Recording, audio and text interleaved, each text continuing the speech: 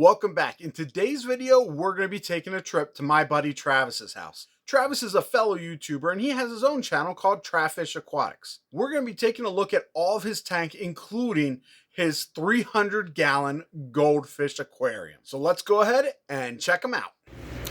All right, so here we have Travis's 65-gallon tank.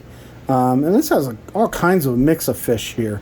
So Travis, why don't you tell us a little bit about this tank? Yeah, sure. So 65-gallon tank. I got this one. I set it up. We've got the substrate. We got Eco Complete. We got some driftwood and some plants in there.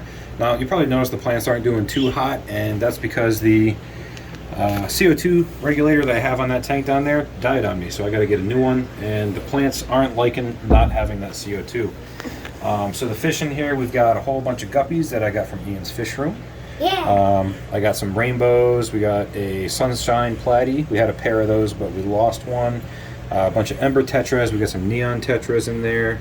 I have a pair of crebensis cichlids. We got a male and a female that I bred, and I put a pair in here. So got some corydoras in there. There's actually 2 bamboo shrimp in there too. They're back here in the corner on the sponge filter. I don't know if you'll be able to see them or not. Oh yeah, let's take a. Oh yeah, those are pretty cool. Yeah, they're pretty big. They're about 3 inches long. They like to sit in current, and then they'll reach up with their baseball mitts and grab all the stuff that's flying around. So they like hanging out on the sponge filters. But yeah, this tank's pretty cool. I like having it in the kitchen. You can just sit here and just watch the fish swim around and interact with each other. I love how orange your ember tetras are. Like I've got some ember tetras, and some of them are that color. But mine, I don't know if it's I've got them in a smaller tank or what. Yeah. But a lot of them, and they're not as old as yours, so maybe they'll get a little darker. But yeah, they look really good. Yeah, I think I'm going to start feeding them a little bit more krill-based food and try and bring that orange out even more, make them really pop. All right.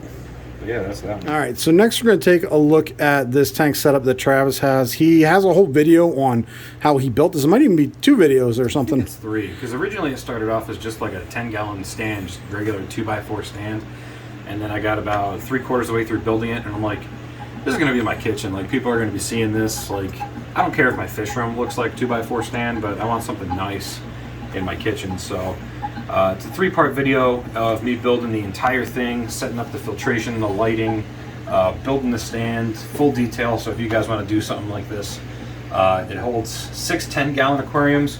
Or if you want to get creative, you can build some custom tanks or adjust the dimensions of this to fit like 33-gallon tanks, which I think that would be pretty cool if you got 3 33 gallons like this. But oh yeah, that'd be awesome. 10s. Yeah. So I'll put a link down in the description below for Travis's channel. If you're looking at how to build stuff, Travis is amazing at it and has a ton of great DIY projects. So check that out. But let's take a look at these tanks he's got here. He said this is 6 10-gallons. And right now, a lot of these are empty, which I'm excited about because that means there's going to be some new fish coming in. This one does have a betta back there. And I know a lot of you guys love bettas. They're not my favorite fish, but you know, that's okay. Yeah, I was loving on the bettas for a while, but I'm starting to get out of it a little bit. But I was actually talking to Tim about this before, and I'm finding that for whatever reason, the 10-gallon tank with the bettas, they seem to fin nip themselves a lot. And I don't know if that's because they have so much room that they're having trouble moving around and not utilizing all the space, so they kind of fin nip their tail a little bit just so they have a little bit more mobility. Because whenever I kept them in like a 5.5 gallon, they never really did that. So I'm curious to know if that's just something that's tank size related, because everything else is exactly the same, water parameters and whatnot. So Travis, you have some absolutely beautiful shrimp here. Where'd you get these from? Yeah, I got those from this guy called Tim from Ian's Fishroom. Yeah. Real nice guy. He's got some good looking shrimp.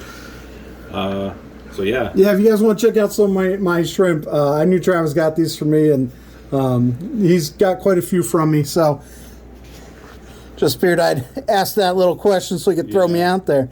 I love the way Travis sets up his tanks. Just they are, like I mentioned, if you guys didn't catch, there's a live stream that I did with Travis last Sunday, and I talked about how his tanks are just very basic, natural looking tanks, and I really do appreciate that. And this bed, I do love the color of it. It's just, like I said, they're not for me. They're not my kind of fish, but they sure do look good. Now, Travis, why don't you show everybody what you have for the lighting on this tank? Because again, this is one of those pieces where a lot of people talk about lighting a lot and how important it is to have really good lights for your plants to grow, for your fish. So why don't you show everybody what you're doing here with these lights? Yeah, and that's one of the things that I do a lot with my channel is how to set up your aquarium so that not only does it work well, but it looks good, because those are the two most important things when it comes to aquarium, you know, especially if you're looking at something. And a lot of people are like, oh, you need the newest light, the Fluval 3.0 or the 2.0 or whatever kind of light. And I'm a big proponent of doing DIY lighting, or trying to find something that's going to work that's relatively cheap and cost effective, that's going to get you the same results that you want. So you'll notice like a lot of these tanks, like the valve area is kind of melting back in these, but that's because that stuff's been moved over, it's adjusting, and it's growing into the aquarium, where these here all look very good and they're really healthy. And this tank is where the jungle valve started, or the valve area, not jungle valve, but this is where it started. And all I'm using is under cabinet lighting that I bought from Walmart. So it's 5,000 Kelvin. I think each light is like $8, and I have them mounted up in here, which I don't know if you're gonna be able to see with how bright they are.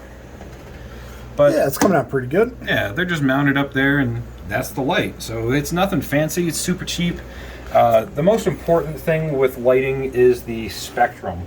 So as long as you have anywhere for live plants, anywhere between 5,000 and 7,500 is usually pretty good. Back in the 80s, people were growing plants with 3,400 lumen lights, or not lumen, Kelvin lights. So the lighting spectrum was much more orange, and people were still growing plants. So as long as you have enough light, the plants are going to do good. But that's basically what I do for lighting on most of my aquariums, is like shop lights and stuff like that, and they all work. They grow plants good. Now with your tanks here, you have all sponge filters. What brand are these sponge filters? Most of them are Aquaneat sponge filters. Okay. And what do you run for air? Is this all in one air system, or do you have different air systems? This is all one air system. I actually have just this one air pump right here. This is a Whisper 100. Yeah, these are like Walmart brand, right? Yep. I gotta be honest, this is one of those, like, air pumps are so annoying because they all make noise, they all buzz. But I gotta be honest, I've had really good luck with those Whisper air pumps. Yeah, most of the time they're pretty good. I've never really had any issues. Even the Walmart brand ones, I think they're aquaculture. Yeah. I really haven't had any problems with those either. I think I only have a couple tanks that actually run their own air pump anymore. So these 6 run off of that one, and I've got gang valves set up so it diverts it to all the tanks. The 65 runs its own, and my Axolotl tank runs its own. Every other tank has an air system hooked up to it, which we'll show you that when we get out in the main fish room. But yeah, up in here I've got gang valves set up so that the main air supply comes in, and then it divides it. It comes in here and then divides it to these 3, so that one gang valve runs this whole side of this system, and then we've got the same thing over here. Yeah, it's pretty cool. It's a good way to do it. All right, let's go take a look at some other tanks. So the next 2 tanks are actually in Travis's wife's office, and so she's responsible for these tanks. She told me it's not Travis's fault that they're not filled all the way and that they have a little bit of algae on them, but I wanted to show them off anyways. So what she has in here is she has some convict cichlids, and in this tank she has the male and some fry, and you can see the fry there swimming around. And then over in this tank you can see she definitely needs to add some water. She has the female. A lot of times when convicts have babies, you have to be careful about them because they start getting a little bit aggressive. So separated the female from the male because he was going after her a little bit. And these are the tanks in her office. All right, next we're going to take a look at Travis's axolotl tank. And you can see his axolotl's pretty healthy, looking good, looking weird. I think axolotls are weird. They're pretty cool, but Travis, why don't you talk a little bit about this one? Because I know you did a couple of DIY things here with this tank. So why don't you talk a little bit about what you've done? Yeah, so obviously you got the DIY stand. I've got a video on that on the channel. Probably one of the more popular DIY stand videos I've done, because this stand you can pretty much make it for any size aquarium. You just modify the dimensions, build it this way, and you got a good quality stand. The next thing would probably be the lid. So axolotls, if you don't know, need cold water. 70 degrees or below is what they need. So to keep them cool, most people go out and buy a chiller. And if you're looking at a chiller for like a 10 or 20 gallon aquarium, you're gonna run $100, $200 maybe. They're not cheap, they're pretty expensive. So the next thing that people do is usually blow a fan across the top. So instead of getting a desk fan and mounting it on there, I decided, you know what, I'm gonna make a lid that incorporates fans right into it and keep the aquarium cooled that way. So that's what I did. I built a lid, put some fans in it, and I hooked those fans up to a thermostatic controller, which that's actually what's hooked up down under the aquarium. I have the thermostat set to 67 degrees. If the water ever reaches 67 degrees, it turns the fans on and cools the water down. And I have videos of that on my channel too, so if that's something you're interested in or want to see how to build it, you can check that out. But it works very well. I've had this set up for about 2 years, and the water has never been over 70 degrees. It keeps it well cool in the summertime, even when it's 100 degrees outside. So it works out pretty well. And Axolotls healthy, happy, and he's loving his home in there. So. Yeah, he's definitely, I'll be honest, he's probably one of the best looking axolotls I've seen. He really looks great, healthy. And if you guys are into axolotls and you're trying to figure out, I think especially right now, it's definitely a very popular fish to keep. But there's probably not, probably needs a lot more education out there about them. And if you guys are interested in what Travis is doing, if you want to get your own axolotl, I definitely suggest you check out his videos there on that. All right, so here we have probably my favorite one of your tanks. And I don't say it just because I helped set this one up, but I absolutely love community tanks. And so right here we have a 125 gallon community tank. So Travis, what all are you keeping in here? Because there's a lot of stuff in here. Yeah, there's a lot in here. So one of the main things that I wanted to keep in this tank is I wanted tiger barbs. And I have about 20 or so tiger barbs in here. I also have golden barbs, I have serpe tetras, I have black ruby barbs. There are cherry barbs in here. There's zebra danios, black skirt tetras, pearl danios. There's 2 angel kois. There's a pair of crebensis cichlids, which there's the male right down there. You can see him. They're constantly in there breeding. There's actually some babies that grew up in here of the crebensis. There's one there. And I also have some apistogramma in here. I have apistogramma hongsloi. They're right here, which you can see them. They're very, very colorful. But yeah, there's a large variety. I've got some bristlenose plecos, your common black ones, and I also have some fire red plecos in here. There's other fish in here too, but I can't. Buenos Aires tetras. There's a whole bunch of different There's a lot here. of stuff in here, and everybody gets along spectacularly. Yeah, and your plants look great in here. Is this a tank you run CO2 or anything like that? Because they look really good. Nope, no CO2. This is all just sponge filter and hang on back, and that's it. So I just run the air for the sponge filters, and that provides enough CO2 in there for what these plants need. Yeah, and your Amazon swords in here, they look great, and you got some beautiful Valsinaria. Yeah, I love this tank. I'm especially partial to community tanks. Oh, you didn't mention your Siamese algae eater, I don't think. So there's Siamese algae eater. that. I love them too. I think there's some glow light tetras. Yeah, just a mix of stuff. And everybody seems to get along in here, huh? Yeah, everybody does really, really well together. I haven't had any fish picking on anybody. I think there's enough in here with the aggression that is between everybody that they're all worried about themselves and not each other. Yeah. So nobody really bothers anybody. Like even the koi angels, they still have their pectoral fins are long, so they're not even really picking on those. These guys are doing pretty well. Yeah, look good. So everybody's doing pretty well. And up top here, you got a nice nice pothos going. Yeah, that's some golden pothos.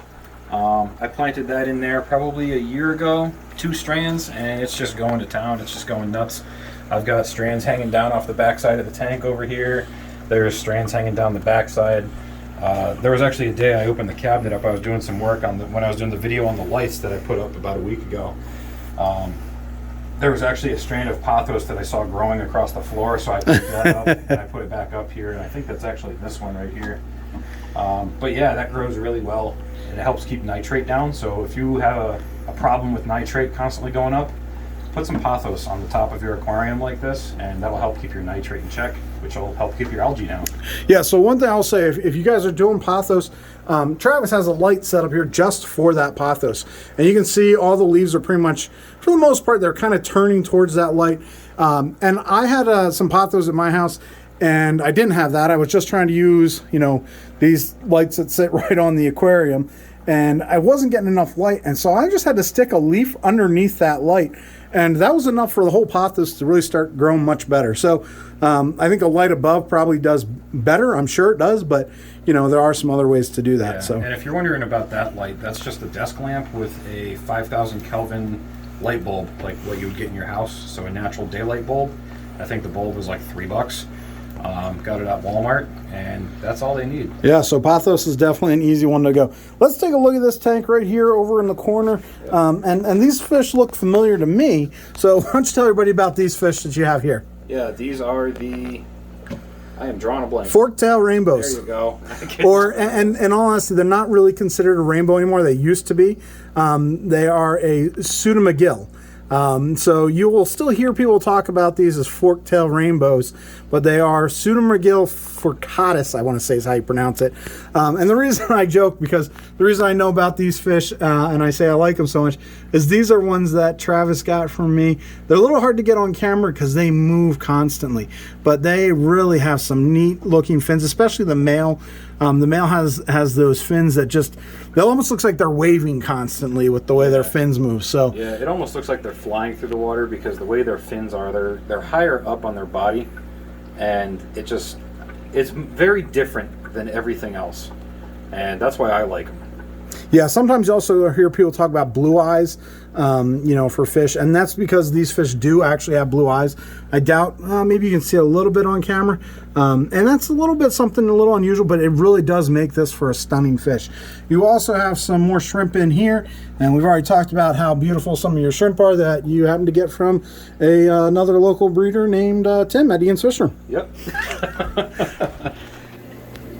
All right, Travis, so you have some different 5-gallon tanks here set up, and they don't actually have any fish. So what are you doing with these tanks here? So basically these 5-gallon tanks mainly were set up originally for quarantine tanks. So I like to keep these tanks running and cycled as quarantine if I get any new fish. Right now they're actually quarantining some plants. We pulled them out of some aquariums that I took down, and I didn't have anywhere to put them right away. So they're just kind of hanging out. What about this tank here? This tank here was all the cycled sponge filters that I had. So they're currently sitting in that tank in case I need them or anybody I know needs to start an aquarium or anything like that. I'm keeping them cycled. So I add a little bit of ammonia to that every couple of days just to keep those sponge filters cycled. So Travis, I see one major problem with something here in your fish room. This right here is way too small to be keeping a fish in, and that fish looks way too big for that aquarium. I think eventually after a couple water changes, he's going to evolve to a Gyarados, and I'm going to have to upgrade him to a 55 or bigger, you know, something like that. All right, so last question. What are you doing down here at this bottom tank? So what is this? That bottom tank, I'm growing some moss in. So for the aquaterrarium built that I have going on out there, I was growing some moss in it to help get it pre-established so that I can pull it out of there and just stick it on the dirt patches that are in that and already have the moss grown instead of trying to grow it in that tank out there. So that's kind of what that tank's doing right now. Once I'm done with that, that'll probably just become another quarantine tank for me. All right, all right.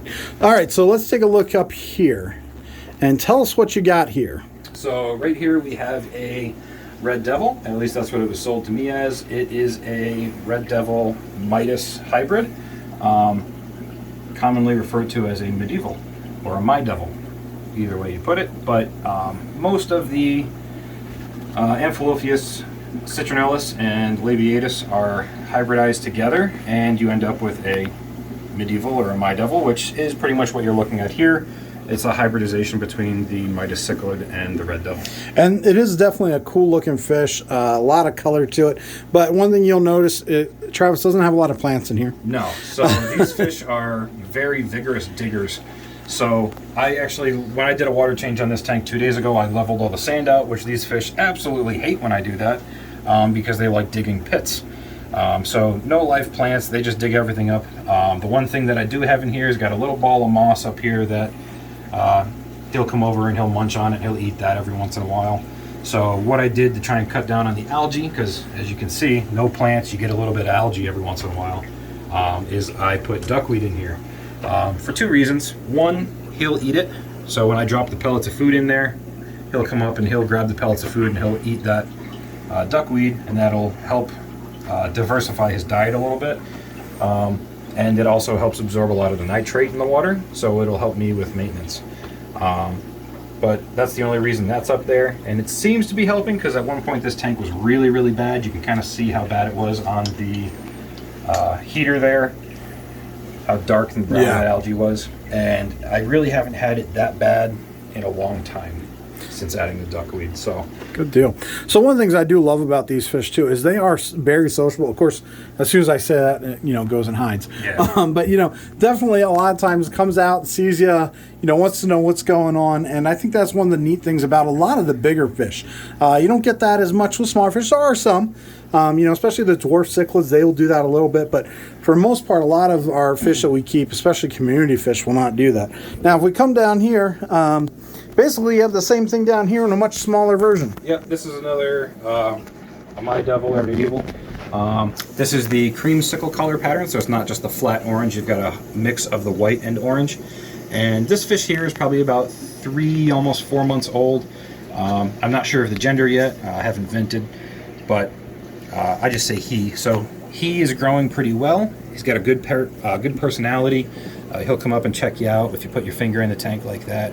You can see a little bit of that aggression starting to come in, but very inquisitive with their environment. And you can see this one's already starting to dig pits as well, sifting around through the substrate. But really good looking fish. I like the personality you get out of them, so that's kind of why I keep them.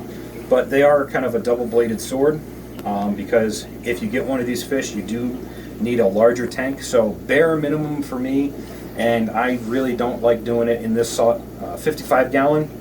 Is bare minimum for one of these fish, and I really don't like doing it in a 55. I'd rather a 75. You get a little bit more depth on it, but 55 will work if that's what you have to do. You just got to keep up on your maintenance. But yeah, you can't keep anything else with it because they'll basically try to kill it on you. So that's the double-bladed sword. Is you got a really nice looking fish, but you can't put anything else in there. It's a single fish tank. Yeah. So. Well, let's look at one more of them. Yeah. So. This is kind of like the growth size pattern here. You got your juvenile one that's about 4 months old. This guy here is about a year, and he's already the size of my hand, right? And then you've got full grown, which this one's about 2 years old now, and she's my biggest one. She's clearly bigger than my hand. She's probably like almost 2.5 inches wide, and I absolutely love this fish. She's in a 75 gallon long. Yeah, this is a tank that, let me just get this on camera for a little better, because this is a tank that you guys will not find this tank. Yeah. I wish I could find a tank like this because I love it. Now, this is 6 feet long. Yep. Now, how far front to back is this? 13 inches. So most tanks come in your standard sizes of 12.5, 18, and 24 for depth. This tank is 13 inches. They only made a couple of these back in the late 80s, I believe. I think this tank is in 89. So they only made them for a couple years. They weren't a huge hit with people, so they didn't really like them. So I got this one. It had a broken cross brace on the top, and you obviously can't find any frames for it, so I had to make a DIY one out of some wood. So that's been on there for 2 years. It's holding up really nice. I kind of like it. Yeah, did you do a video on that one? I didn't. That was actually... Okay, I didn't think so. I made this before I had a YouTube channel. Okay. So that was done prior. So probably just before then, right? You said. Yeah, as I was starting to set the fish room up. I think when I first started the channel, I had just this wall had tanks on it. I had some 55s. This tank was actually on the bottom of this stand, and I had a 10, a 20 long, and a 29 sitting on the top. Yeah. No, I remember seeing pictures that you had set up when you were first setting up your fish room. I remember you talked about breeding goldfish. Yep. And that was Travis and I first met through a Facebook group. Travis started the Pennsylvania Fish Keepers and Aquariums. Fish Keepers and Aquariums group, and I think I was like member 30 or something like that. And I remember you first setting up the room, and Yeah. So, all right. Well, let's take a look at this tank down here. This is your 150 gallon native tank. Yep. So this is a 150 gallon aquarium, 6 feet long, and 18 inches front to back, and 28 inches tall. So pretty good size aquarium. I could get in it and lay down if I wanted to, but I don't want to. So we have one bluegill, which is this one right here. You can see it's got the bluegill on her there. We have 2 of the high fin spotted plecos, which we got one in this log right here. You can see the tail, and then the other one's kind of hanging out here on this rock. They're both about a foot long. Pretty good size, but they're still going to keep getting bigger. And not exactly native to Pennsylvania. Yeah, no. That's all right. No, but these guys are just in here just because this is one of the biggest spots I have to put them where they won't hurt anything. Yeah. And the other fish that I have in here, I've got 4 pumpkin seeds. They kind of tend to hang out over here in the corner, and they like to hang out with that golden shiner. So that's a 10, 11 inch golden shiner. Pretty big when you come into the shiner world. Yeah, I don't think most people realize how big some of those shiners can get. Yeah, so he's about full grown. Normally when you see a shiner, they're usually 2 to 3 inches, not huge. And that guy is about 10, pushing 11. So he's pretty big. And all of these fish, minus the plecos, were Pennsylvania wild caught. And if you want to do something like that here in Pennsylvania, you can do that, but you just have to make sure that you maintain a valid Pennsylvania fishing license, because they do go against your creel limits of how many fish you're able to actually keep and hold at a single time. So make sure if you're not in Pennsylvania and you want to do something like that and set up a native tank for where you live, make sure you check with your Department of Natural Resources to make sure you can do it legally, because some places you can't. Yeah, I'd really like to set up a native tank myself, but with some of the microfish, if you will, the darters. Yeah. I really like the rainbow darters and the green-sided darters. I think those are really cool. Yeah. But they're a little tricky to keep. Those are another cold water fish. But and the fun thing with those is you can order them from, I think it's Jonah's Aquarium online. You can order those from. If you were to want to go out and try to catch those in the wild, you actually need to reach out to the DNR and get a scientific research permit to be able to capture those fish. Yeah. So yeah, definitely a little tricky. Thought about doing it, but we'll see. Maybe someday in the future. All right, now the one you probably have been waiting for. This is Travis's big 300-gallon fish tank with his goldfish. Now Travis has quite the story that he's not going to share here about what happened with this tank. He had to do a lot of work to build and get this tank set up. You can check that all out on his channel. There are several videos about it.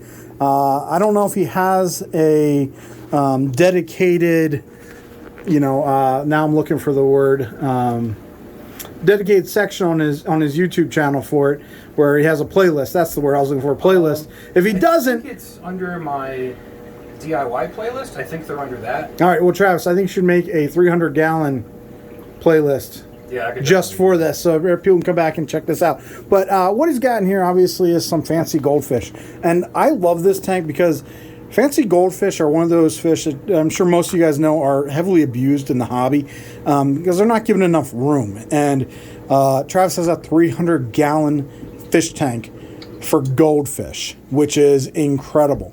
So Travis, tell us a little bit about this tank. What do you have going on? What are the different types of goldfish you have in here, your filtration, that kind of thing? So filtration on this, we'll start there, is I have 3 sponge filters running in the back, and those are in there in case I do have a power outage. That the canister filter that I have running on this is one of the only tanks that I actually have something other than a sponge filter running on, and it is a FX6 canister filter. Now, I feel that the FX6 would be more than enough by itself, but if you have a power outage, that canister filter, you can have bacterial die-off, but the sponge filters are going to help keep that going because they're actually in the tank with your fish. So yeah, and unfortunately where we're at here, we're in Pennsylvania. We both live in northeast Pennsylvania, where we deal with lots of weather, lots of snowstorms. We also have lots of trees and lots of hills, and so there are, unfortunately, fairly often do we get power outages, which is a little tricky for fish keepers, but we managed to do okay with it. Yeah, power outages are pretty common up here. So I guess we'll go from the ground up. Substrate in here, we've got black diamond blasting sand mixed with pool filter sand in a 50-50 combination. I actually think that comes out looking really, really good as like a native wild soil or a substrate for an aquarium. I just think it looks really good. It looks very natural. Yeah, I agree. You know, so many times I see people talk about not mixing substrates because they don't look good together. And I agree. Usually they don't. But this is one that I saw and it's like, man, this looks way better than I was expecting. And so I actually kind of copied this. I have a little bit of gravel as well in one of my tanks, but I think this looks great for a substrate. Yeah. And then all the stones that are in here, I actually got from outside. There's a stone wall out behind my house. So I was able to go out and pick through and find some of the nicer ones that were a little round, didn't really fit the stone wall that well. And I was able to pull them in and get them in the tank. Now, it might not look, it's probably kind of hard to figure it out on camera, but these stones probably weigh like 50 pounds a piece or better. So I was standing on a chair trying to not drop them as I was putting them in the aquarium, which was quite difficult to get them in there. But I managed to do it without dropping them. Now, like Tim, I don't know if you mentioned, this is actually a plywood bottom aquarium. So there is no glass on the bottom of this aquarium. I actually did custom work to it to replace the broken bottom glass that was in here and built a plywood bottom. So like Tim was saying, you can check that out on my channel and how to do that. So even if I did drop those rocks, it wouldn't have done anything. Next thing in here, we got the driftwood. So this is locally sourced driftwood. I have a 5-foot long log against the back glass back there. And then this log that's coming up off the top of these stones here is about 3.5 feet. I set it up like that so the fish can swim in and around it, and they do, and I really enjoy that. Yeah, when you talk about a 5-foot piece of wood in here, I don't think, you know, it's one of those pieces where a 300-gallon tank on video is just, it's hard to be able to really give you guys a good sense of the size here. Because that's 5 feet, that piece of wood. And, you know, for looking at it on video, you're thinking, oh, that's not that. But no, it's 5 feet. That's almost as, you know, that's almost as tall as some of us out there. Yeah. So it definitely is a nice size piece of wood. And what about this piece here? You didn't talk about that. That is actually a stump that was dredged off the bottom of one of our local lakes. You can see it still has a little bit of the root system left on it. And the way the stump comes up out, it kind of comes up and twists. And I really like that. It makes it look real natural, like it's supposed to be there. And that it was never actually removed from anywhere. So this is kind of like a flooded area. I just think it looks really good. Now, as far as plants go in there, we do have some subwasser tang and my Java moss. So the subwasser tang, the goldfish like to play in there and nibble on it, which is good. It helps diversify their diet, so it helps with the proteins that they're ingesting all day long, so they don't get constipated.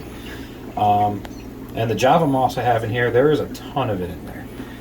When I first set this tank up, it was a full 5-gallon bucket that I put in there, and since I put it in there, it's about doubled.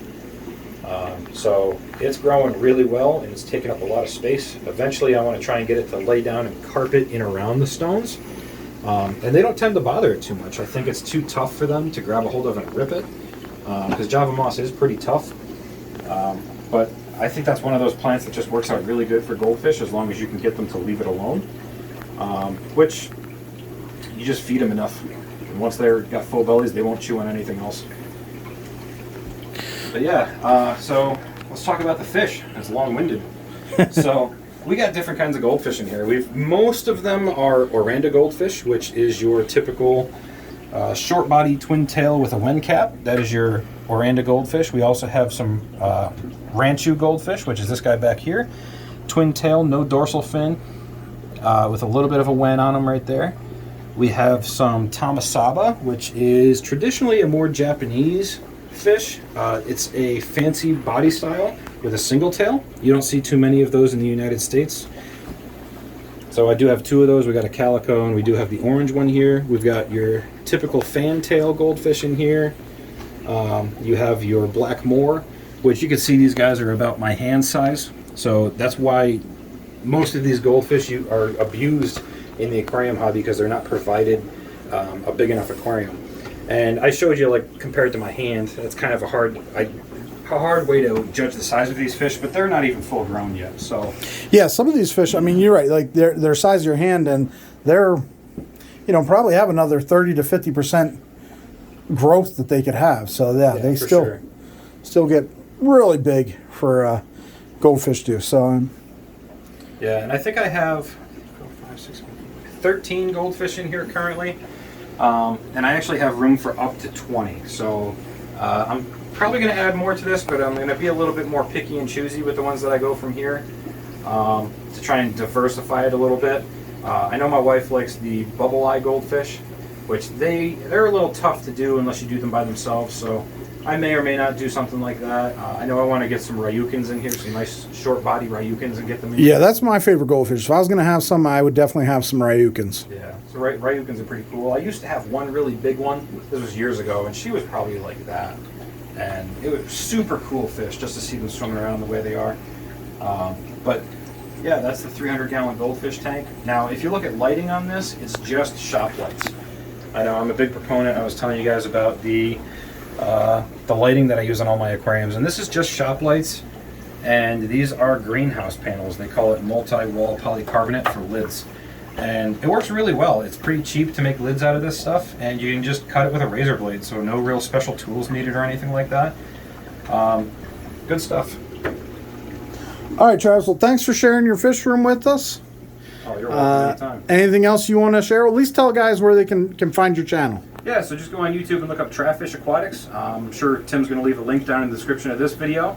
And come over and check it out. We got a pretty good subscriber base, lots of good quality videos for DIY projects, building stuff, fixing aquariums, how to keep the hobby affordable in a time where this hobby is very expensive.